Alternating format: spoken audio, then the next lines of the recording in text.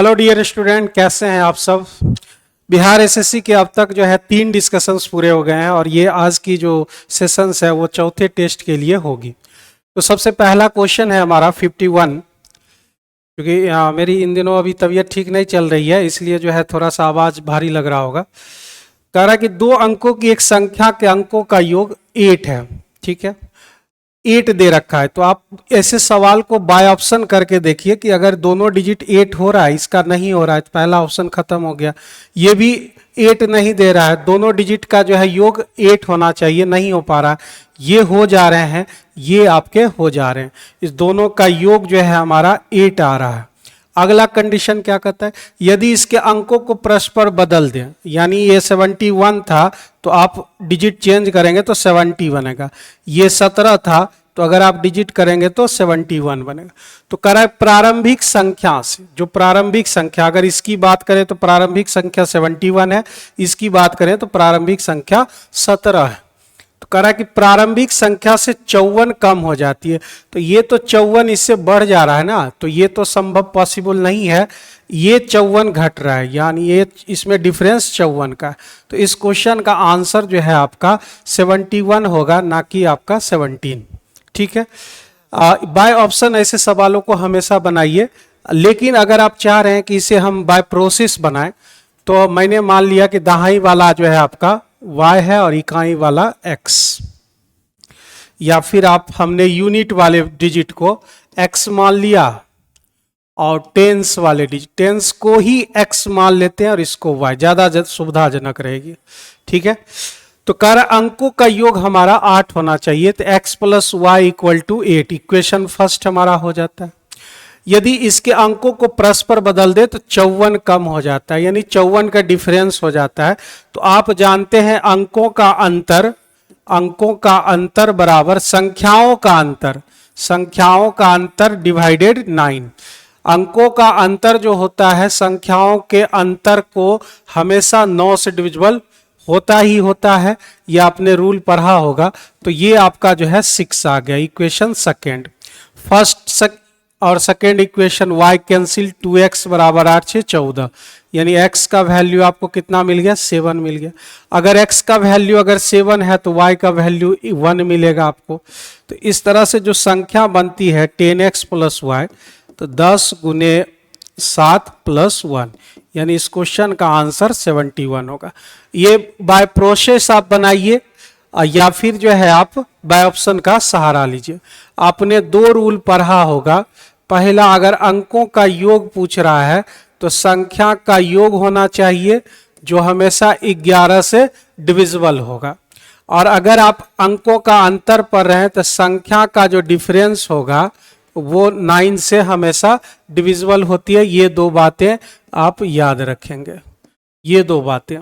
तो पहला क्वेश्चन का सीधा और सटीक आंसर सी नंबर ऑप्शन होगा, ना कि 17। आइए बढ़ जाते हैं अगले क्वेश्चन की तरफ। एक व्यक्ति अपनी संपत्ति को इस प्रकार विभाजित करता है कि बेटा और पत्नी के बीच हिस्सों का अनुपात और पत्नी और पुत्री के बीच हिस्सों का अनुपात, दोनों का अनुपात 3:1 दे रखा है।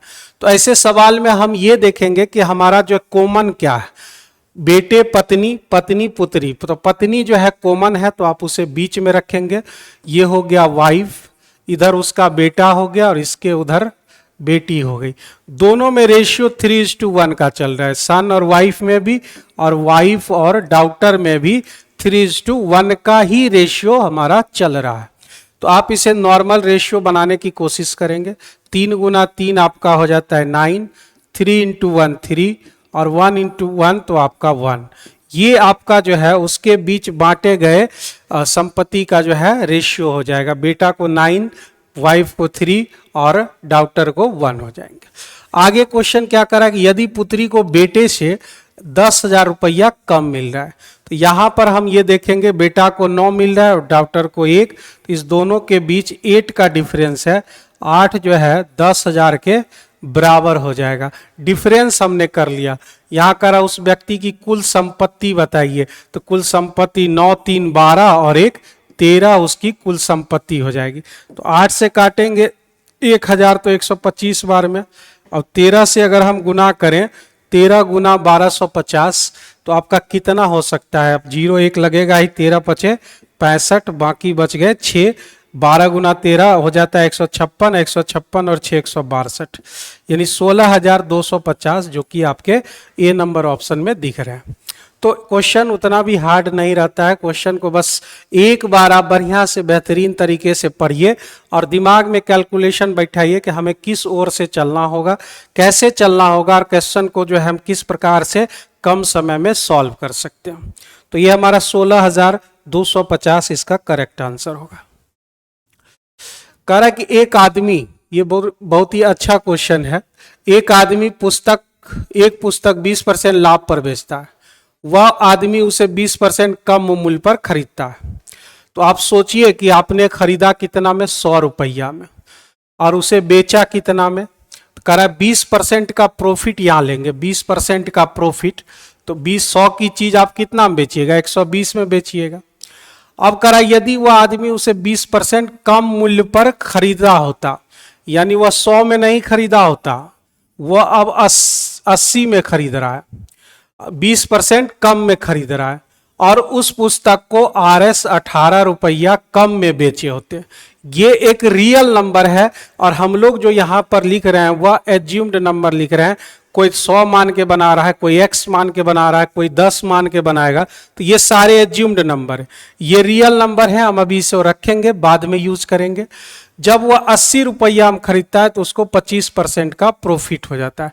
25% मतलब आप कह सकते हैं कि 125/100, 125/100 का सीधा मतलब होगा 5/4। ये आपका तो काट दिए 4 से, आपके हो गए कितने? 20 चौका 40, तो 100 रुपया में आप उसे बेच रहे हैं। पहले आपने कितना में बेचा? 120 में, अब कितना में बेच रहे हैं? 100 में। इसका मतलब आपके एसपी के बीच, यानी सेलिंग प्राइस के बीच डिफरेंस आ गया है कितना का? 20 का आपको डिफरेंस हो गया। तो ये सारे एज्यूम्ड नंबर हैं। हमारे रियल नंबर क्या है? 18 रुपया कम में बेचा था, तो 20 का वैल्यू 18 के बराबर होगा। और हमको पूछ रहा है पुस्तक का क्रय मूल्य बताइए, यानी 100 का वैल्यू बताइए।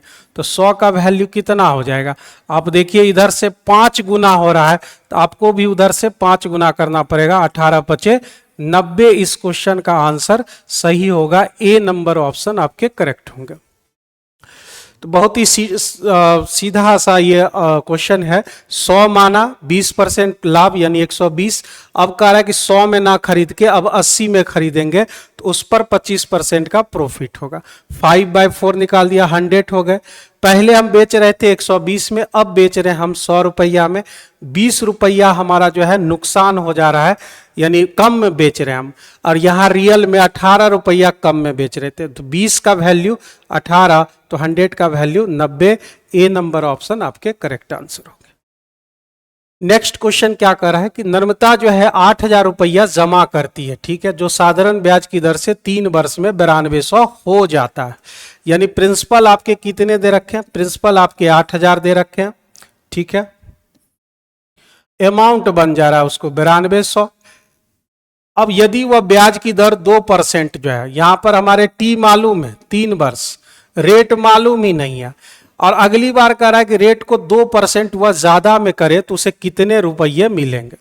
एक तरीका ये हुआ कि आप बेसिक लगाइए, बेसिक लगाने के बाद आर का जो है वैल्यू मालूम कीजिए। आर का जो भी वैल्यू आएगा उसमें 2% आप ऐड करेंगे और फिर उस पर आपको काम करना होगा, तब जाके आपको आंसर आएगा। लेकिन हम उतना करेंगे नहीं, हम सिर्फ ये मान के चल रहे हैं कि हमको अभी कितना मिल रहा है, 9200 रुपया, ठीक है। 9200 रुपया हमारा ये हो गया अमाउंट 3 साल का, ठीक है। आर रेट पर, रेट हमारा आर है जो कि हमको मालूम नहीं है।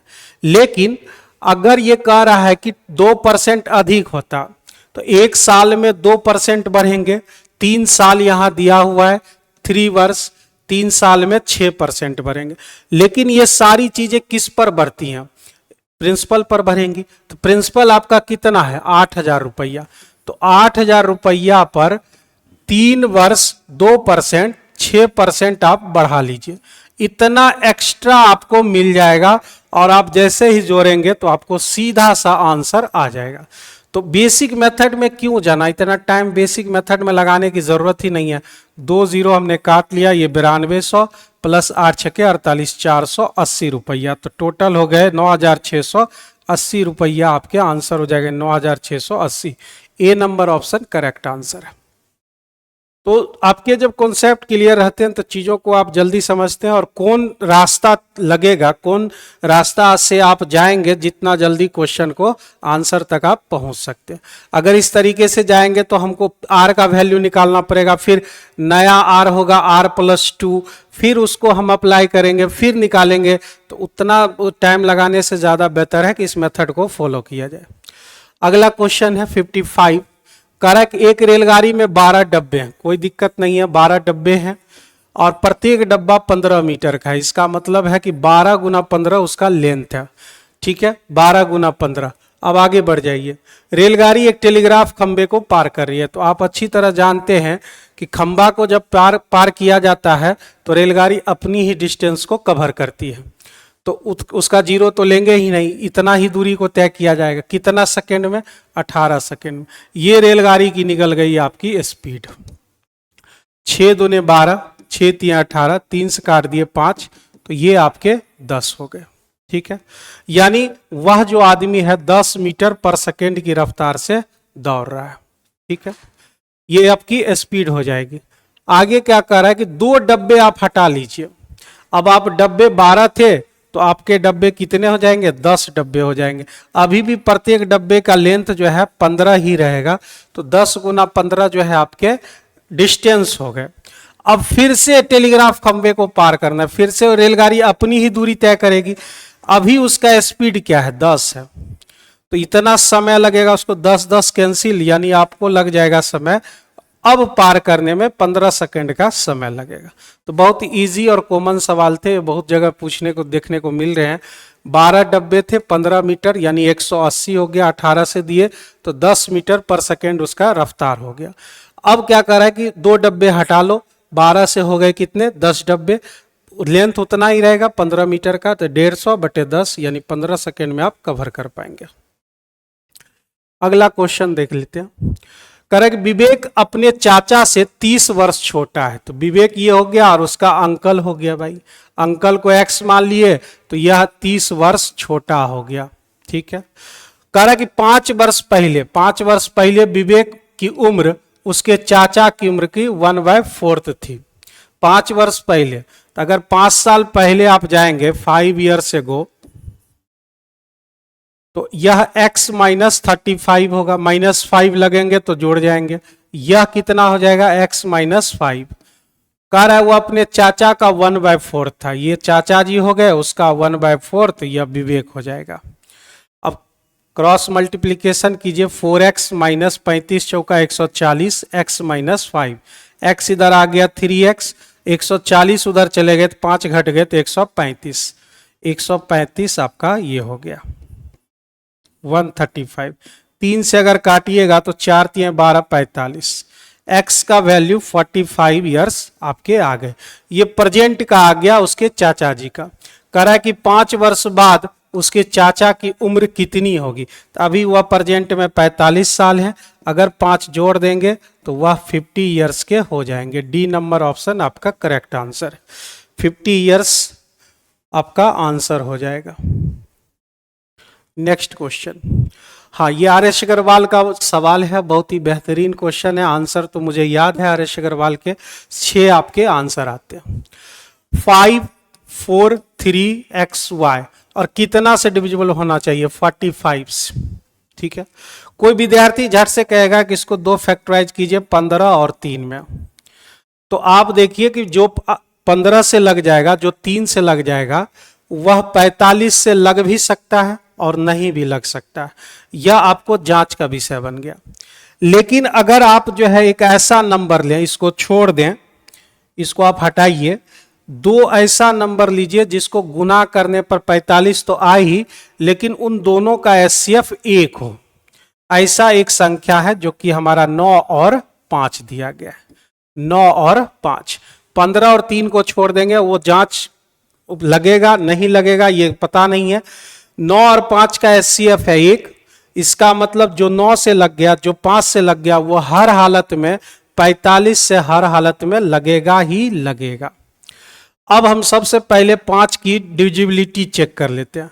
5 की डिविजिबिलिटी क्या होती है कि अंतिम में जो है उसके या तो 0 होने चाहिए या फिर 5 होने चाहिए, यही हो सकता है।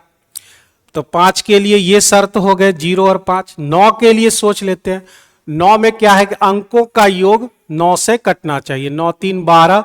यहां अगर आप 0 रखेंगे तो 12 प्लस 0 12 ही रहे, तब आपको यहां पर 6 रखने होंगे। आप जोड़ कर देखिए, 5 4 9 3 12, 12 6 18 प्लस 0 18 हो जाएंगे। ये पूरा आपका 18 मिल जाएगा और वह 9 से पूर्णतः डिविजिबल होगा। या अगर आप 5 रख रहे हैं, तो 5 4 9 3 12, 12 5 17, 1 18। तो आपके जो है अगर 0 y का वैल्यू रख रहे हैं तो x 6 रखना होगा, अगर y का वैल्यू 5 रख रहे हैं तो x का वैल्यू आपको 1 रखना होगा। और दोनों सूरतों में x प्लस y जो है योग पूछ रहा है, दोनों सूरतों में 6 प्लस 0 कीजिएगा तब भी 6 मिलेगा, या 1 प्लस 5 कीजिएगा तब भी 6 ही देखने को मिलेंगे। तो इस क्वेश्चन का सीधा answer C number option correct हो जाएंगे। आर.एस. अग्रवाल में इस तरह के बहुत सारे क्वेश्चन अवेलेबल हैं। आप जो है इस सवाल में बस सोचने जैसा एक छोटा सा बात है कि अगर आप 15 से और 3 से डिवाइड करेंगे तो वो डिवाइड हो भी सकता है 45 से, या नहीं भी हो सकता है। लेकिन अगर 9 और 5 जिसका एचसीएफ आपका 1 है, जिसका एचसीएफ आपका 1 है, वह उससे अगर लगाएंगे, जो 9 से लग गया, जो 5 से लग गया, वो हर हालत में 100% 45 से डिविजिबल होगा ही होगा। ये आप जान लीजिए। नेक्स्ट क्वेश्चन, ये इतना पॉपुलर क्वेश्चन है जीपी का, और इसमें आप मुझे ये क्वेश्चन जब भी हम देखते हैं तो ये याद आ जाता है 65 61 -1 6560, और हमको आंसर भी याद आ जाता है कि इसका 2 होगा। ये बहुत बार और इतना पॉपुलर क्वेश्चन है, यानी 3 टू द पावर आपके जो हैं 3 टू द पावर जो है आपके 6561 के बराबर होगा, ये याद रखेंगे। तो देखिए क्या कराए, गुणोत्तर श्रेणी, यानी गुणोत्तर श्रेणी का मतलब क्या है कि जीपी है कि प्रथम 8 पदों का योग 6560 दे रखे हैं। इसका सार्व अनुपात 3 है। आप जानते हैं एसएन जीपी में, इन जीपी एसएन बराबर ए आर एन -1 आर -1। ये कब लगा सकते हैं, जब आपका आर जो है 1 से बड़ा आता है, आर जब 1 से बड़ा होगा। और एसएन बराबर A 1 - R to the power N और 1 - आर, ये तब लगाएंगे जब आपका जो है 1 से छोटा होगा। तो अभी जो है आर का वैल्यू जो है ना, सार्व अनुपात कॉमन रेशियो आपका दे रखा है कितना, 3, आर बराबर 3 दे रखे हैं। प्रथम 8 पद एन का वैल्यू 8 दे रखा है, तो शुरू हो जाइए, यहाँ पुट कीजिए। S8 का वैल्यू, ए का वैल्यू हमको नहीं मालूम है, S8 तो वैल्यू दिया हुआ भी है 6560, लिख दीजिए 6560 बराबर, ठीक है। ए हो गया हमारा r to the power n मतलब 3 टू दी पावर 8 -1, और ये 3 -1, तो 6560 हो गए आपके, बराबर a into 3 to the power 8 का मतलब है 6561, तो 3 टू दी पावर 8 -1 का मतलब होगा 6560। ये बात आपको याद रखने होंगे। तो 6560 हमारे हो गए, 3 में से 1 गया आपका 2, ये दोनों कैंसिल, ए का जो वैल्यू है यानी प्रथम पद आपके 2 आ गए, प्रथम पद आपके 2 आ गए। तो इसमें ढेर सारे क्वेश्चन ऐसे हैं जो आपके बार बार रिपीट करेंगे। आपको इतना जबरदस्त प्रैक्टिस हो जानी चाहिए कि ये सारी चीजें आपके मुंह-ज़बानी याद हो जाए। आइए आगे बढ़ते हैं अगले क्वेश्चन की तरफ। और थोड़ा सा जो है मेरी तबीयत इन दिनों खराब चल रही है, इसलिए जो है थोड़ा सा क्लास में जो है आपको क्या कहते हैं, मन नहीं लग रहा होगा। यदि किसी द्विघात समीकरण की एक मूल जो है अल्फा मान लेते हैं 2 + √5, ठीक है, एक मूल 2 + √5 है, तो दूसरा मूल उसका रेसिप्रोकल होता है। ये आप क्लास 10th में आपने पढ़ा होगा। अब आप इसका उल्टा होगा, उल्टा, यानी आप देखिए इसको क्या लिख सकते हैं, √4 प्लस √5, ये आप लिखेंगे। इसको अगर हम लिखेंगे √4 माइनस प्लस √5, इस दोनों का अंतर कितना दिख रहा है आपको, इस दोनों का अंतर आपका 1 दिख रहा है, ठीक है, इस दोनों का अंतर आपको 1 दिख रहा होगा।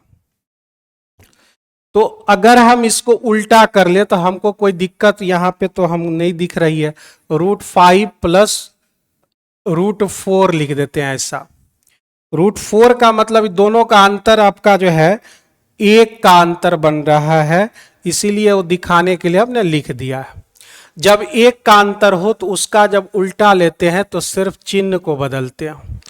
जब 1 रहेगा आपका तो उल्टा जब लीजिएगा तो उसके चिन्ह को बदलना होगा सिर्फ। अब आपको क्या जरूरत पड़ेगी, अल्फा प्लस बीटा की। अल्फा प्लस बीटा जब आप ऐड करेंगे तो 2 कैंसिल हो जाएंगे, हाँ 2 कैंसिल हो जाएंगे, यहां पर 2√5 मिल जाएगा आपका।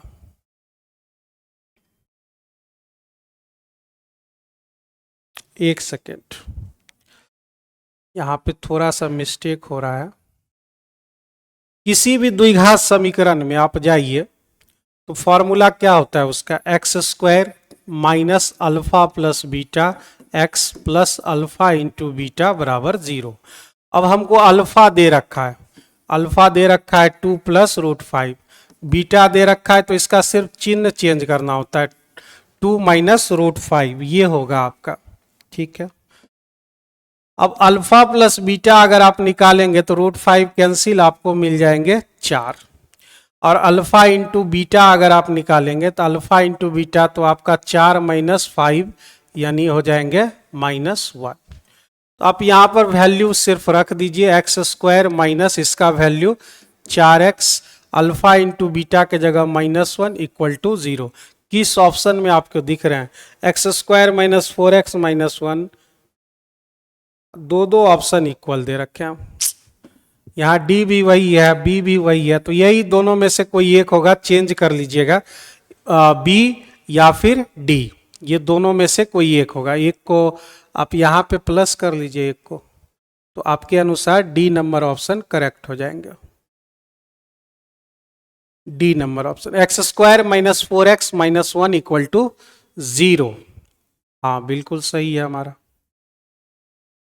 ठीक है। आगे बढ़ जाते हैं। क्वेश्चन, ये क्वेश्चन कुछ दिन पहले ही हमने करवाया था। आपके जो है एक आयताकार खेत दे रखा है, एक खेत हमारा यहाँ इस टाइप का दिया गया है। कोई ए आदमी है जो ये PQRS दिशा में चल रहा है। कह रहा है एक आदमी एक आयताकार खेत के विकर्ण से होकर 52 मीटर प्रति मिनट की चाल से 15 सेकेंड में पार कर जाता है। मतलब विकर्ण से जाता है, वो P से ले R पर चला गया, तो डिस्टेंस चल रहा है, वो PR दूरी हो गई आपकी। दूरी बराबर क्या होता है, चाल गुने समय, 52 मीटर प्रति मिनट गुना 15 सेकेंड में। तो मिनट को आप सेकेंड बनाएंगे, 52/60 गुने 15, तो 15 से काटिए, 15 चौका 60, 13 आ गए आपके। अब आगे हमको बढ़ने की जरूरत नहीं है, क्योंकि हम पाइथागोरियन ट्रिपलेट जानते हैं, 5, 12, 13 होते हैं पाइथागोरियन ट्रिपलेट। अभी हमने PR का डिस्टेंस निकाल लिया, कितना, 13, तो 13 निकाल लिया, तो ये जरूर 5 और 12 रहे होंगे। ऐसा जरूरी नहीं है कि एक हाइपोटेनस निकल जाने से परपेंडिकुलर और बेस आप तुरंत वो चीज लिख सकते हैं, ऐसा जरूरी नहीं है। लेकिन हम लिखने की हिम्मत इसलिए कर रहे हैं कि आगे अगर हमारा चेक करने पर सही आ रहा है तो वो बिल्कुल सही आंसर होंगे। आगे क्या कह रहा है कि B उतने ही समय में उसी खेत की भुजाओं से होकर जाएगा। अब इस खेत की भुजाओं से होकर जाएगा, पहली बार तो वह कोना कोनी R पर पहुंच गया, अब की बार वह यहां से यहां जाएगा, यहां से यहां जाएगा, यानी चलेगा PQ प्लस QR। अगर हमारे 17 आ गए तो हम समझेंगे कि ये जो हम मान लिखे हैं वो बिल्कुल सही है। अगर 17 नहीं आया तो बेसिक मेथड हम लोग लगाएंगे। तो अब किस रेट से चल रहा है, 68 मीटर प्रति मिनट, मिनट को सेकेंड में बदल दिया, कितना समय लग रहा है, उतना ही उसको समय लग रहा है, उसी समय में 15 चौका 60 और 17 चौका 68। देखिए यहाँ पे 17 हो भी रहे हैं, 5 12 17, यानी जो हम ये ट्रिपलेट सोच रहे हैं वो बिल्कुल हमारा सोचना सही है। अब कह रहा है कि एरिया बताइए, तो जब हमको लेंथ और ब्रेथ का पता चल गया तो एरिया कोई भी आसानी से निकाल सकता है, लंबाई गुने चौड़ाई, तो इस क्वेश्चन का आंसर 60 सेंटीमीटर स्क्वायर हो जाएगा। एक बात मैं फिर से यहाँ पे रिपीट कर दूं कि अगर आप कहीं पर जो है 13 देख रहे हैं तो संभावना उसकी 5 12 होने की रहती ही है। अगर 13 है तो 5 12, ठीक है। और अगर जरूरी नहीं है कि ये 13 होगा तो 5 12 होंगे ही, ऐसा हमने यहां पर इसीलिए किया कि हमारा जोड़ कर भी यहां पर 17 हो रहे हैं और 12 और 5 17 होते हैं। अगर ऐसा नहीं होता तो फिर हम इसको x प्लस वाई करके फिर पाइथागोरस थ्योरम लगाकर यहाँ पे अप्लाई करते और आंसर लाते, लेकिन संजोग है ऐसा कि दोनों कंडीशन सेटिस्फाइड कर रहा है यहाँ पे। अगला क्वेश्चन बढ़ जाते हैं। हाँ, ये क्वेश्चन क्लास 8 वगैरह सब में बहुत अभी भी पूछ रहा है। जब भी हम गांव जाते हैं तो 8 9 10 को कुछ दिनों के लिए क्लास जरूर फ्री ऑफ कॉस्ट क्लास देते हैं ताकि कुछ बच्चे नई चीज़ों को जान सके। तो अभी भी क्लास 8 में जो है ये सब क्वेश्चन अभी भी चल रहे हैं। एक समांतर चतुर्भुज के एक विकर्ण की लंबाई दे रखी है। एक समांतर चतुर्भुज दिया गया पैरेललोग्राम इस टाइप का और ये डायगोनल दिए रखे हैं। हमने मान लिया ABCD, ठीक है। ये 70 है। AD का जो वैल्यू है, AD नहीं सॉरी BD है, ये BD का जो वैल्यू है वह 70 सेंटीमीटर दिया गया, ठीक है। तबीयत इन दिनों खराब चल रही है मेरी, ज़्यादा बोल भी नहीं सकता हूँ मैं, तो इसलिए जल्दी से इसको ख़त्म करेंगे। 70 सेंटीमीटर है ये आपका BD का वैल्यू, ठीक है। यहाँ से अगर जो है खींच ले हम, और यहाँ से एक आगे कह रहा है ना यहाँ पे कि तथा विकर्ण से शेष दोनों भुजाओं के लंबवत दूरी 27, शेष दो भुजा जो इधर उधर हो गया तो ये हमारा जो है 27 है, ये भी 27 है, और ये पूरा लेंथ जो है हमारा 70 दिया गया है। तो हम ये कह सकते हैं कि ये चतुर्भुज तो पहले से है। चतुर्भुज का एक क्षेत्रफल का एरिया का फॉर्मूला होता है, एरिया बराबर half into H1 plus H2 into diagonal. तो उसी पर बेस्ड करेंगे, या फिर अगर आप ये फॉर्मूला नहीं लगाना चाहते तो आप पहले इस त्रिभुज का क्षेत्रफल निकाल लीजिए, हाफ गुने आधार गुने ऊंचाई, अब फिर उधर से लगा लीजिए हाफ गुने आधार गुने ऊंचाई, दोनों को जोड़ लीजिए, बाद में यही फॉर्मूला बन जाएगा। तो 27 प्लस 27 इंटू डायगोनल 70 दे रखे हैं, तो हाफ इंटू 27, 27 दो बार जोड़ेंगे तो 2 बार 27 हो गया, इंटू 70, 2 2 हमारे कैंसिल हो गए, 7 49, कौन है लास्ट में 90, एक ही ऑप्शन है 1890। इस क्वेश्चन का सीधा आंसर बी नंबर ऑप्शन होगा 1890। ये क्लास 8 का क्वेश्चन है, क्लास 8 में भी अभी भी पूछ रहा है ये क्वेश्चन। आइए 62 में, हाँ, प्रॉफिट एंड लॉस का बहुत ही बेहतरीन क्वेश्चन है। टोटल 41,000 रुपया जो है वह में 2 LED टीवी सेट खरीद लिया है। कितना में कौन खरीदा है ये मालूम नहीं है। उनमें से एक को 20% लाभ पर बेच दिया और दूसरे को 15% की हानि पर बेच दिया। तो आप समझिए CP है ये और ये SP दिया गया। पहले 20% लाभ लिया, 20% का फ्रैक्शन वैल्यू क्या होता है 1/5, यानी 5 में से उसने एक बढ़त कर ली, यानी 6 में उसको बेच दिया। ये पहला कंडीशन में ऐसा हुआ है। दूसरे कंडीशन में 15% हानि पर बेच दिया। हानि का मतलब 3 बटे आपके जो है 15% का मतलब 3/20 होता है, यानी 20 में से 3 कम हो गया है, यानी पहले 20 था अब हो गया है 17। ये बातें हो गई हैं। आगे क्वेश्चन में कह रहा है कि उसने पाया कि दोनों टीवी सेटों का विक्रय मूल्य समान है। SP इक्वल दे रखा है यहाँ पर, तो हम इस दोनों को इक्वल करेंगे। यहाँ 17 से गुना करना होगा और यहाँ 6 से गुना करने होंगे, तब जाके यह इक्वल बन जाएगा। तो हमारा ये नया कितना हो जाएगा, 17 पचे हो जाएंगे 85 और ये 17 छके 102 हो जाएंगे। 102, ये वाला कितना हो जाएगा 20 छके 120 और ये हो जाएंगे 102। अब हमारा जो है सेलिंग प्राइस इक्वल हो चुका है 102 102। अब ये दोनों अगर हम जोड़ लें, ये दोनों 120 और 85 हमारे कितने हो जाते हैं? 120 और 85, तो अगर आप 80 देंगे 205 हो जाएगा। हाँ 205, ठीक है। तो 205 का जो वैल्यू दे रखा है, 205 क्या है? हमारा टोटल जो है सीपी है, टोटल सीपी 41,000 दे रखे हैं, 41,000 दे रखा है आपको, ठीक है। अब यहां पे क्या कर है कि उसका कुल लाभ अथवा हानि ज्ञात करें, कुल लाभ अथवा हानि ज्ञात करें। यहां पर 102 102 कितने हुए? 204। ये हमारा सीपी है, ये हमारा एसपी है। कितने का डिफरेंस है? 1 का डिफरेंस है। ये हमारा लॉस है, ये जो है हमारा लॉस हो गया है। 205 में हमने खरीदा, 204 में बेचा, 1 रुपया का लॉस। यही हमको वैल्यू निकालना है, 1 रुपया का वैल्यू निकालना है, ठीक है। अगर हम इसको 2 से गुना कर दें तो 410 हो जाएंगे ना, और 1 यूनिट का वैल्यू 200 रुपया, यानी आपको 200 रुपया का हानि हो चुका है। पहला ऑप्शन आपका करेक्ट है। फिर से एक बार दोबारा हम समझ लेंगे। इस मेथड को समझना थोड़ा सा मुश्किल है, लेकिन एक बार जब आप समझ जाएंगे तो आसानी से बन जाएगा। 20% का आप मतलब जानते हैं 1/5, यानी 5 में से 6 पर उसने बेच दिया। 15% लॉस, इसका मतलब है 20 की चीज उसने 3 कम करके 17 में बेच दी। क्वेश्चन कह रहा है विक्रय मूल्य समान है, यानी यह दोनों इक्वल है। तो हमने क्या किया, इसको 17 से और इसको 6 से, तो रेशियो बन गया 85 102, ये बन गया 120 और 102। टोटल हमारा जो कॉस्ट प्राइस है 205, टोटल हमारा सेलिंग प्राइस 204, यानी नुकसान हुआ 1 का एज्यूम्ड में।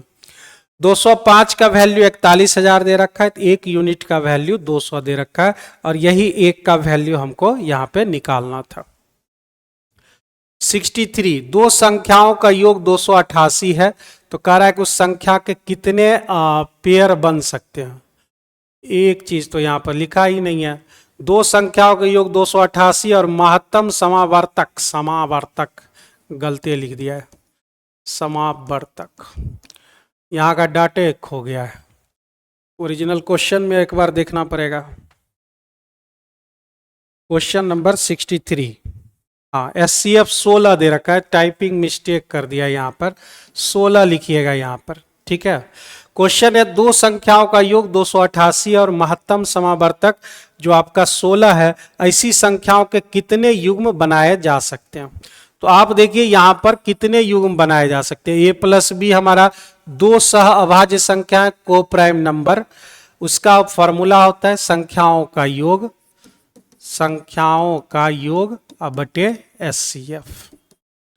तो 288 हमारा है, और ये 16 कितना बार में कटेगा, 18 बार में ये कैंसिल हो जाएंगे। ऐसी संख्याओं के कितने पेयर बनाए जा सकते हैं। अब पेयर के बारे में सोचिए, और पेयर आपको कैसा सोचना होगा, को प्राइम नंबर में सोचने होंगे, यानी जिन दो संख्याओं का, जैसे हम यहाँ पर लिख दे 3 और 4, तो इसका SCF जो है 1 आ जाता है, तो ये को प्राइम नंबर है। यानी दो संख्या जो आप सोचिएगा उसका अगर SCF 1 आ जाता है तो वह आपका को प्राइम नंबर होगा।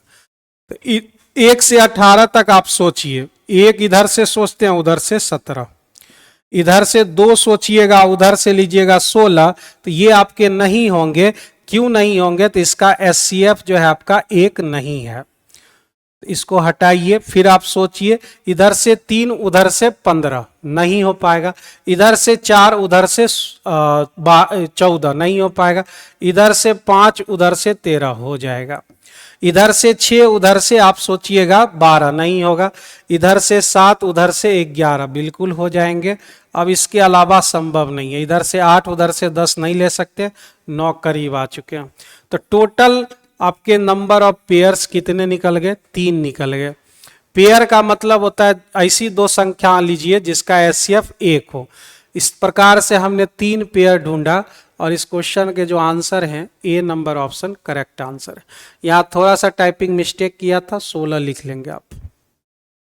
24 नंबर सवाल कहता है 24 आम के पेड़ हैं, 56 सेब के और 72 संतरे के पेड़ों को पंक्तियों में इस प्रकार लगाया जाता है जाना चाहिए ताकि प्रत्येक पंक्ति में केवल एक ही प्रकार के पेड़ की संख्या समान। जब आप पेड़ लगाना शुरू कीजिएगा तो कह रहा है कि प्रत्येक पंक्ति में, इसमें जो है सेब लगा रहे हैं तो सेब ही होना चाहिए, इसमें आम लगा रहे हैं तो आम ही होना चाहिए, कोई दूसरा उसमें घुसना नहीं चाहिए। तो ऐसा आप तभी कर पाएंगे जब मैक्सिमम आप ले पाएंगे, मैक्सिमम आप ले पाएंगे। मैक्सिमम का सीधा मतलब है कि इस क्वेश्चन का एचसीएफ हमको निकालना है, 24, 56 और 72 का एचसीएफ। अब बहुत लोग बच्चों को एचसीएफ भी बहुत तेजी से नहीं निकालने आता है। आप सबसे मिनिमम डिफरेंस लीजिए। सबसे मिनिमम डिफरेंस कहाँ पर आपको दिख रहा है? सबसे मिनिमम डिफरेंस यहां से यहां अगर ले तो सबसे मिनिमम डिफरेंस हमको दिख जाएगा 24 का डिफरेंस। ठीक है, 24 का यहां पर डिफरेंस है, तो 24 से ये कट जाएगा, 56 नहीं कटेगा, तो 1 गुना 24 किए, नहीं हुआ 24 से, तो आप कीजिए 2 गुना 12, 12 से सब नहीं डिविजिबल है, 3 गुना 8 कीजिए, 8 से सोचिए, 8 ये 24, 8 7 56, 9 8 72, यानी आपका एचसीएफ जो है 8 है। यह सबसे आसान तरीका है एचसीएफ निकालने का। सबसे मिनिमम गैप लीजिए, उस गैप से तीनों को भाग दीजिए, अगर नहीं भाग लगता है तो उसको फैक्टराइज कर दीजिए और बड़ी संख्याओं शुरू कीजिए, छोटी संख्याओं की तरफ बढ़िए। अगर किसी से पूरा वह सभी डाटा कट जाता है तो वही उसका आपका एचसीएफ होगा, यानी इसका जो एचसीएफ है वह 8 होगा। ठीक है, यानी एक पंक्ति में आप 8 पेड़ लगाएंगे, तो 8 पेड़ लगाएंगे तो 24 पेड़ है आपके पास आम के, तो आम के कितने पंक्ति बनेंगे? 3 पंक्ति बनेंगे। तो ऐसा हम क्यों बार बार पंक्ति बनाएंगे? आप सीधे भाग दीजिए, 24 को 8 से, 56 को 8 से भाग दीजिए और 72 को 8 से भाग दीजिए। तो आम के जो है 3 पंक्ति आपको लगाने होंगे, सेब के 7 पंक्ति और संतरे के 9 पंक्ति आपको लगेंगे। 7 3 10, 1 19, तो यानी 19 पंक्ति टोटल आपको लगाने पड़ेंगे, जिसमें एक ही तरह का फल आएगा और एक ही तरह के वृक्ष उसमें लगेंगे, कोई दूसरा नहीं रहेगा। अच्छा क्वेश्चन है, बहुत बार पूछा गया है। अगला क्वेश्चन देख लेते हैं, 378 वाले सवाल हैं ये, तो सीधा आंसर 132 आता है। 378 सिक्के हैं, 1 रुपया, 50 पैसा और 25 पैसे के सिक्कों के रूप में दे रखा है। 1 रुपया दे रखा है, 50 पैसे दे रखे हैं और यह 25 पैसे। ठीक है, अब ये सोचिए क्या है, ये टाइप्स ऑफ कॉइन है, इसको हम लोग जो है टाइप्स ऑफ कॉइन्स बोलते हैं। इसको जो समझ गया ना वही इस क्वेश्चन पर जो है कमांड कर पाएगा कि आखिर ये जो हम लिख रहे हैं वो क्या है। टाइप्स ऑफ कॉइन्स है, और ये क्या दे रखा है, इसके मान वैल्यू दे रखे हैं। वैल्यू दे रखा है आपको, क्या दे रखा है, 13, 11 और 7। अब जरा सा सोचिए, टाइप्स ऑफ कॉइन भी एक तरह का वैल्यू होता है, और वैल्यू गुना होगा तो कॉइन्स तो आ ही नहीं सकते हैं। वैल्यू को वैल्यू से गुना करेंगे तो टोटल वैल्यू आएगा, कॉइन्स नहीं आएंगे। हमको कॉइन्स लाना पड़ेगा भाई, नंबर ऑफ कॉइन्स लाने पड़ेंगे। अब कॉइन्स कहाँ से लावें, ये सबसे बड़ी बात है। तो आप सीधा एक बात सोचिए, 1 रुपया पहले से बना हुआ है, तो 1 सिक्का उसको लगेगा रुपया बनाने में, 1 सिक्का रुपया बनाने में। 50 पैसे आपको दिख रहे हैं, 50 पैसे के आप 2 सिक्के ले लीजिए, तब जाके आप रुपया बना पाएंगे। 25 पैसे के कितने सिक्के लेंगे जो रुपया बनेगा, तो वैसा 4 सिक्का आपको लेना होगा। ठीक है, अब इस दोनों को मल्टीप्लाई करेंगे। अब जरा सोचिए, वैल्यू को कॉइन से गुना करते हैं तो हमको टोटल कॉइन्स मिलता है, टोटल कॉइन्स मिलते हैं। ये बात इसको जो समझ गया ना, ये जो लिख रहे हैं ना हम लोग, इसको जो समझ गया वही इस क्वेश्चन को बेहतर तरीके से कर पाएगा। तो आप 13 गुना 1 करते हैं तो टोटल 13 कॉइन्स, ये टोटल 22 कॉइन्स, ये टोटल 28 कॉइन्स मिलेंगे। अब आप इस तीनों को जोड़ लीजिए, 22 28 हो गए आपके 50 और 13 63 हो गए। 63 पॉइंट टोटल होंगे हमारे, लेकिन क्वेश्चन में कितना दे रखा है, 378 कॉइन्स। 378 कितना बार में काट दिया, 6 बार में तो बिल्कुल क्लियर कट रहा है। अब कह रहा है क्या कि 50 पैसे के सिक्कों की संख्या बताइए। तो 50 पैसे के सिक्कों की संख्या कितना है, 22 है, तो 22 छक्के कितना हो गया, 132 इस क्वेश्चन का आंसर हो जाएगा। सी नंबर ऑप्शन सही है। इस क्वेश्चन पर आपको कमांड करना है तो आप इन चीज़ों को यूज़ करना शुरू कीजिए कि आखिर ये सब क्या लिख रहे हैं हमको और कैसे मल्टीप्लाई करेंगे, किसके साथ मल्टीप्लाई करने से क्या मिलेगा। इसीलिए जो है आपको क्वेश्चन इसमें दिक्कत पैदा होती होगी। कभी कॉइन्स दे रखे हैं, कभी रुपया का वैल्यू दे रखा है कि टोटल 216 रुपये हैं, तो इस तरह के रेशियो को तब्दील करें तो आपको यहाँ दिक्कत होगी। तो इसलिए इस चीजों को बेहतर तरीके से आप समझ लीजिए। अगला क्वेश्चन नेक्स्ट 66 नंबर क्वेश्चन लेंगे हम लोग। कह रहा एक क्रिकेटर के गेंदबाजी का औसत 12.4। अब गेंदबाजी का औसत कैसे निकालते हैं भाई? एवरेज रन आप लिखते हैं, रन। अब प्रति विकेट, विकेट की संख्या से अगर भाग देते हैं तब आपको जो है गेंदबाजी बॉलिंग का जो रन रेट, बॉलिंग का जो कहते हैं एवरेज रन बटे प्रति विकेट। अब आप सोचिए 12.4 एवरेज है, आपने कितने विकेट लिए? तो हमने मान लिया x विकेट लिया। Number of wickets equal to x। इस क्वेश्चन को आप कई तरीके से बना सकते हैं, मतलब कुल मिला के हम समझे तो 5-6 तरीके इसके संभव है। हम 2 तरीके बता देते हैं। एक तो पहला बेसिक मेथड, x हमारा विकेट्स है और उसको रन से हमने मल्टीप्लाई कर दिया, ठीक है। अब यहां पे क्या आता है प्लस, उसने कह रहा है कि 26 रन दे दिया, 26 रन दे दिया।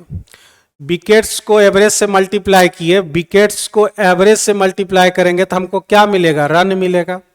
तो ये रन की संख्या लिख रही है, जो लाइन है ना वो रन लिखा रहा है। 26 रन एक्स्ट्रा दिए। अब उसने विकेट कितने लिए? पहले x विकेट लेता था, अब वह 5 विकेट ज्यादा लेगा। यहां क्वेश्चन कह रहा है 26 रन देकर 5 विकेट लेता है। इससे जो उसका एवरेज था ना, एवरेज कितना था? 12.4 था, उसमें जो है 0.4 कम हो जाता है। यानी उसने अपनी गेंदबाजी में सुधार की है। जब आपका एवरेज कमने लगता है तो आप समझिए कि आपने सुधार अपनी गेंदबाजी में कर लिया है। अब इसको आप सॉल्व कीजिए।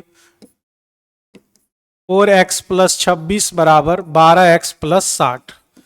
तो आपका जो है ये इधर हो जाएगा 0.4x और 60 में 26 घटाइएगा 34। x का वैल्यू 34 बटे 0.4, पॉइंट उड़ाइएगा तो 10 ऊपर यानी 85। तो टोटल 85 विकेट्स जो है आपने पहले लिए थे, लेकिन क्वेश्चन में कह रहा है कि अंतिम मैच तक उसने कितने विकेट लिए। अंतिम मैच तक में वो 5 विकेट एक्स्ट्रा लिया था, यानी टोटल नंबर ऑफ विकेट आपके हो जाएंगे 85 + 5, यानी इस क्वेश्चन का आंसर 90 होगा। इस क्वेश्चन का जो आंसर होगा वह आपके 90 होंगे, ठीक है। बहुत ही बढ़िया क्वेश्चन है और इसको हम अभी दूसरे तरीके से सॉल्व करके आपको दिखाते हैं। एलिगेशन लगा सकते हैं। एलिगेशन पहला जो है गेंदबाजी का औसत कितना है? 12.4 एवरेज दिया हुआ है। 26 रन देकर उसने जो है 5 विकेट ले लिया। तो 26 रन देकर 5 विकेट ले लिया तो कितना हो गया? 25 और 5.2 हो गया आपके। 5.2 उधर का एवरेज निकल गया हमारा, एक्सचेंज का जो नेक्स्ट कर रहे हैं। इसके बाद 0.4 की कमी हो जा रही है, इसमें कम कीजिएगा तो 12 हो जाएंगे।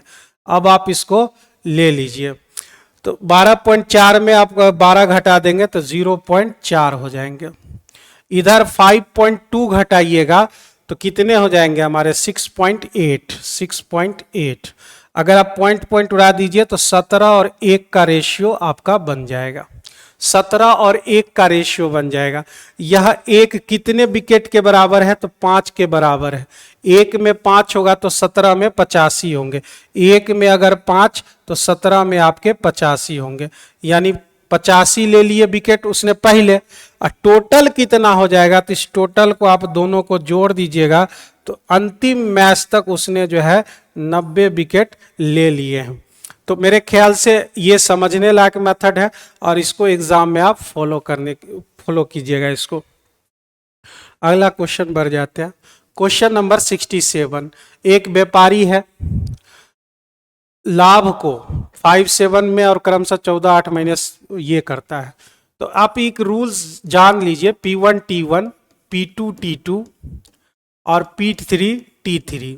ये पहला 3 बंदा है जो P1 रुपया लगा रहा है T1 मंथ के लिए, P2 T2 मंथ के लिए, P3 T3 मंथ के लिए, और यह ABC हम ये मान लेते हैं कि आपका प्रॉफिट का रेशियो है। ये आपका फॉर्मूला बन गया है। अब आप इसमें से कुछ भी निकालना चाहे, हमको निवेश निकालना है, यानी हमको क्या निकालना है, P1 P2 और P3 हमको निकालना है, P1 P2 और P3 हमको निकालना है। ठीक है, तो P1 P2 P3 निकालना है तो आप क्या कीजिएगा, A को जो है T1 से डिवाइड, B को T2 से डिवाइड, C को T3 से डिवाइड, यही करना होगा हमको। यहां पर दिए गए हैं 5 7 8, 5 7 8, इसका इन्वेस्ट कितना है 14 मंथ के लिए, इसका 8 महीने, इसका 7 महीने, इस दोनों का आपको एलसीएम लेना होगा। 14 8 7 का एलसीएम हर कोई जानता है 56 होगा। 56 को 14 से भाग दिए 4, 5 चौका हो गए 20, 8 से भाग दिया 8 सते 56, 7 सते 49, और 7 से भाग दिया 8, 8 8 64। ये किस ऑप्शन में आंसर है, 20 49 64, बी नंबर ऑप्शन आपके करेक्ट हो जाएंगे, बी नंबर ऑप्शन करेक्ट हो जाएंगे। इसको आप याद रखिए। इसमें से P1 पूछा है, अभी कभी T1 पूछेगा, कभी ABC पूछेगा, 3 ही टर्म यहां पे पूछे जा सकते हैं। नेक्स्ट क्वेश्चन,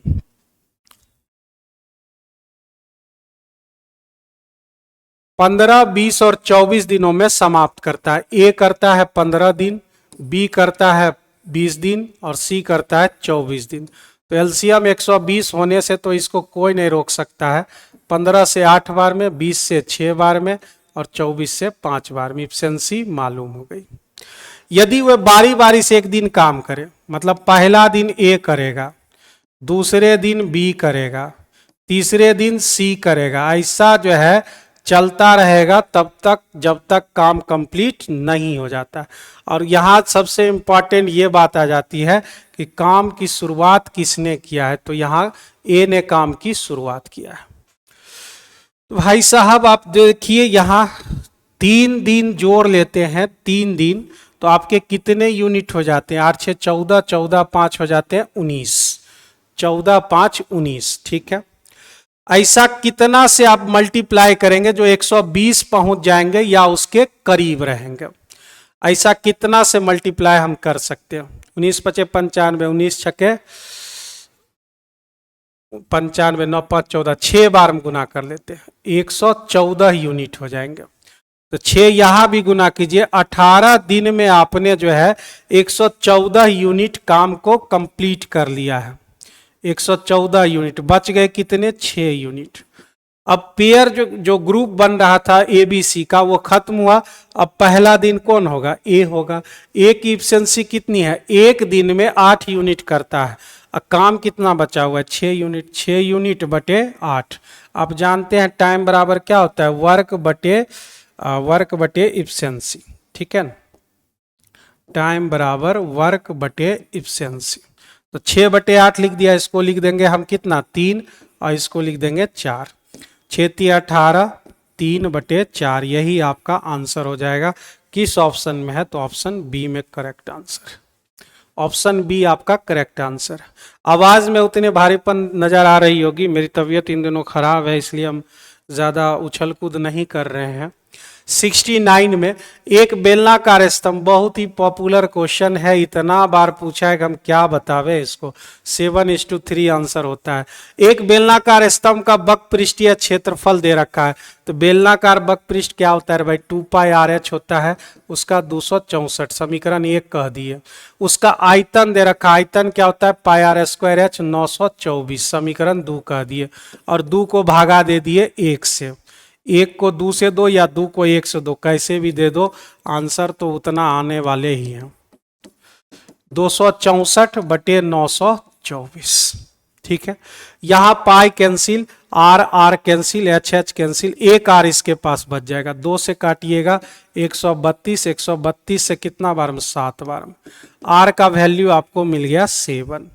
इतना हमको, इतना बार ये सब क्वेश्चन पढ़ाते हैं, इतना याद रहता है हमको, एक स्टेप भी रुकना पसंद नहीं करते, तेजी से खींच लेते हैं।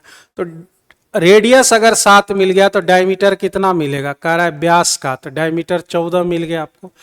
अब रेडियस 7 है तो समीकरण 1 में फिर से रख लीजिए, 2 पाई का वैल्यू 22/7, आर का वैल्यू 7 इंटू एच 264, 7 कैंसिल हो जाएंगे, 22 दूने 44, 44 6 चौका 24, 6 चौका 24 2 26, 6 बार में एच का वैल्यू 6 मिल गया।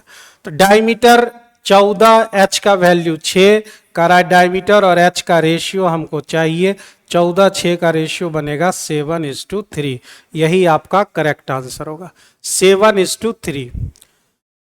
तो आपके डी नंबर ऑप्शन करेक्ट हो जाते हैं। 70 नंबर क्वेश्चन, हालांकि ज्योमेट्री से जो है सवाल नहीं आने चाहिए, लेकिन कभी कभार जो है बिहार एसएससी क्या कहे दिमाग खराब हो जाती है कभी कभी बिहार एसएससी के, और उटपटांग हरकतें भी करना शुरू कर देता है।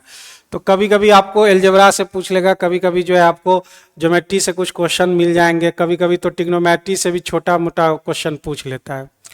तो कहता है चतुर्भुज ABCD की सभी भुजाएं वृत्त को छूती है। तो भाई एक क्वाड्रिलेटरल होगा और एक सर्किल होंगे जो सारे वृत्त भुजाओं को ABCD नाम रख लेते हैं इसका, ठीक है। चतुर्भुज या ABCD सभी भुजाएं एक वृत्त को छूती हैं, तो उसका सब भुजा एक वृत्त को टच कर रहा है। AB कितना है 12 हो गया, BC कितना है 15, CD 6, इसको X मान लेते हैं। ये क्लास 9th का ये जो क्वेश्चन है आपके, आमने सामने की भुजाओं का योग बराबर होता है, यानी AB प्लस CD बराबर BC प्लस AD, ये आपने पढ़ा होगा, अगर नहीं पढ़ा तो आप समझ लीजिए। तो सीधा है AB कितने हैं भाई 12 और 6, 12 और CD कितना है 6, BC 15 और X, तो 12 6 18 हो गया, 18 में 15 जाएगा तो आपके 3 हो जाएंगे। इतना तो लिखने की भी जरूरत नहीं, 12 6 18, तो 15 में क्या जोड़ेंगे जो 18 होगा 3 जोड़ेंगे, 3 इस क्वेश्चन का सही आंसर होगा, डी नंबर ऑप्शन। बढ़ जाएं अगले क्वेश्चन की तरफ। 3 4 दे रखा अनुपात में मोसो और लॉस गुणनफल दे रखा है। पहली संख्या हमारा है 3x मान लिया, दूसरी संख्या 4x। आप जानते हैं दो संख्याओं का गुणनफल एलसीएम गुने एचसीएफ होता है, ये आपने पढ़ा होगा। सिर्फ दो संख्या पे ये लागू होती है, दो संख्याओं का गुणनफल एलसीएम गुने एचसीएफ। 20 28 आपके आंसर होंगे। तो 4 3 12, 12 से अगर काटे तो 12 कम 12, 12 छक्के 72, 12 तमा 78, एक्स स्क्वायर बराबर 169 आ गया, तो एक्स का वैल्यू आपके आगे 13। हमको करा है संख्याओं का योगफल चाहिए, तो कितने थे 4 3 7x होगा इसका योगफल, तो सम जो है इसका योगफल 7x होगा। तो 7 और x का वैल्यू 13, 13 7 91, इस क्वेश्चन का आंसर डी नंबर ऑप्शन होगा। अगला क्वेश्चन हमारा 21 और 169 जब गुना होगा, 9 का 9 और 1 10, 16 दूने 32 और ये 4 3600 हो जाएगा। 3600 बटे 169, इसका वर्गमूल कौन नहीं जानता है। 3600 का वर्गमूल 60 और इसका 13 हो जाएगा। 13 चौका 52, 8 बटे 13, बी नंबर ऑप्शन करेक्ट हो जाएंगे। 3600 बटे 169, 60 बटे 13, तो ये आपके बी नंबर ऑप्शन सही होंगे। अगला क्वेश्चन ले लेते हैं। 2 सेंटीमीटर भुजा वाले 6 घनों को सिरों से जोड़ा जाता है, मतलब इस प्रकार के फिगर बनेंगे, ये इस टाइप के फिगर जोड़ते चले जाते हैं। एक घन हुआ ये, फिर इसी टाइप से आगे बढ़ा दिए इसको, इस तरह से घन की संख्या जो है जुड़ते चली जाएगी इस तरह से। तो जुड़ने जब शुरू होगा तो ये 2 है, ये भी 2 है, ये भी 2 है, इस तरह से जो है लेंथ जो है हमारा 2 2 2 जुड़ता जाएगा। कितना बार 6 बार, तो ये आपके लेंथ हो जाएंगे 12। लेकिन ब्रेथ और हाइट उतना ही रहेगा, उसका ब्रेथ और जो हाइट होगा वह 2 ही रहेंगे। जैसे यहाँ से ब्रेथ लेंगे, हाइट भी हमारा उतना ही रहेगा, सिर्फ लेंथ बढ़ेंगे। अब एरिया निकालने का रहा है, तो यह एरिया किसका हो गया।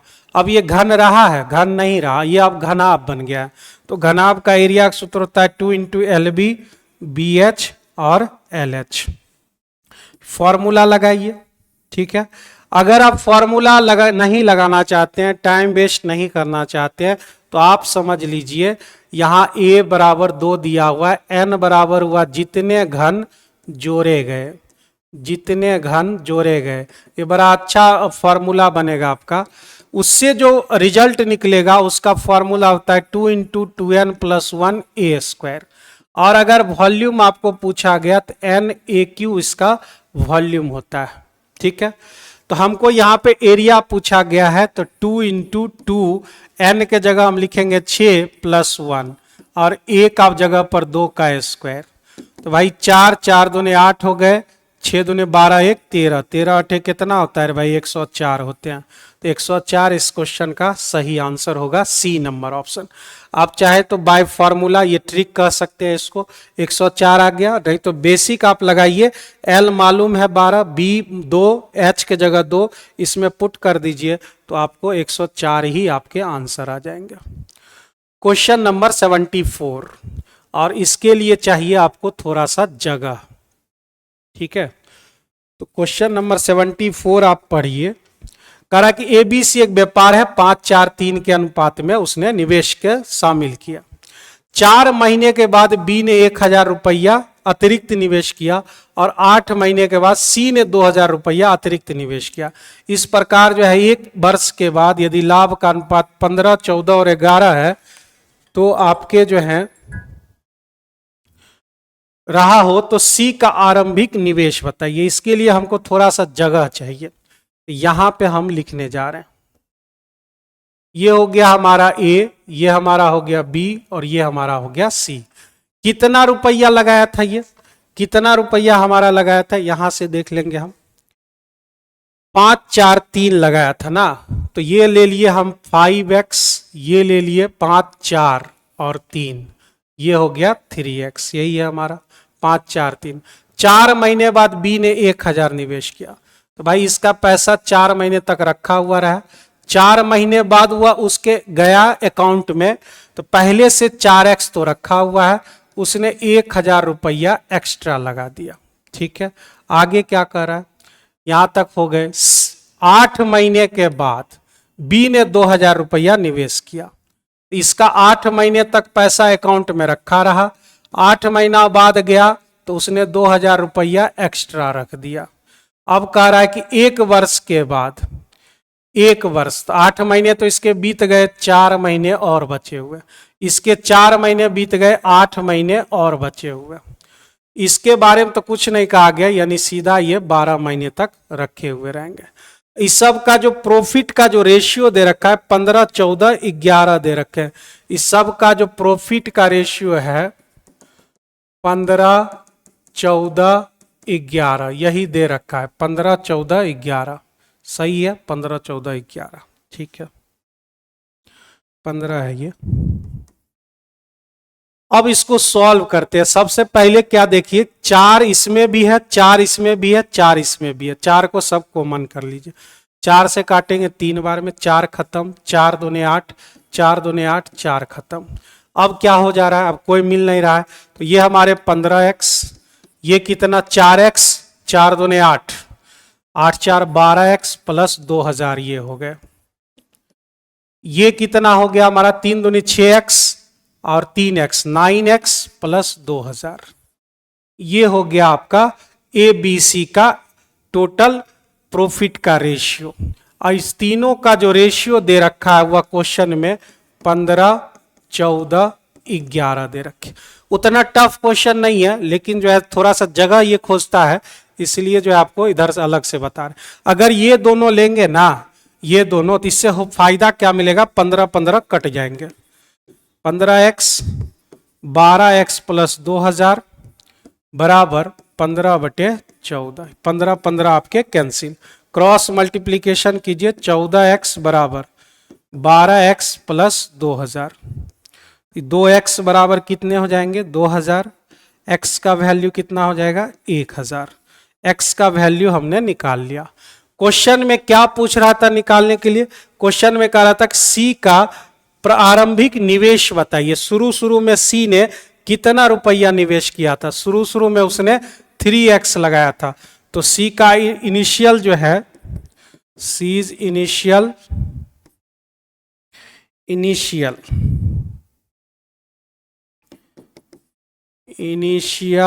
क्या कह सकते, कैपिटल कहिए, initial capital of C 3x था, तो यहाँ x का वैल्यू 1000 निकालने हैं, यानी इस क्वेश्चन का जो आंसर होगा वह 3000 होगा। इस क्वेश्चन का जो आंसर हो जाएगा 3000 हो जाएंगे, 3000 ए नंबर ऑप्शन आपके करेक्ट हो जाएंगे। तो थोड़ा सा जो है टाइम खोजा, ये थोड़ा सा टाइम भी लगा, ये क्वेश्चन ही वैसा था, लेकिन उतना हार्ड क्वेश्चन नहीं कर सकते इसको, इसमें बस डाटा को फुलफिल सही जगह पे करना होता है। तो पार्टनरशिप का ये क्वेश्चन था। आगे बढ़ जाइए, लास्ट क्वेश्चन को हम लोग देख लेते हैं। लास्ट क्वेश्चन क्या कर रहा है हमारा, 4 टू दी पावर 10 दे रखे हैं, 4 to the power 10, 7 to the power 3, 16 का स्क्वायर, 11 का पावर 1, 10 का स्क्वायर। इसके प्राइम फैक्टराइजेशन आपको पूछ रहा है कि सबसे पहले नंबर ऑफ प्राइम फैक्टर, तो इसको हम अभी और तोड़ सकते हैं, 2 का पावर 2 और उसका पावर 10 हो गए 20। इसको नहीं तोड़ सकते हैं, ऐसे ही छोड़ दिए।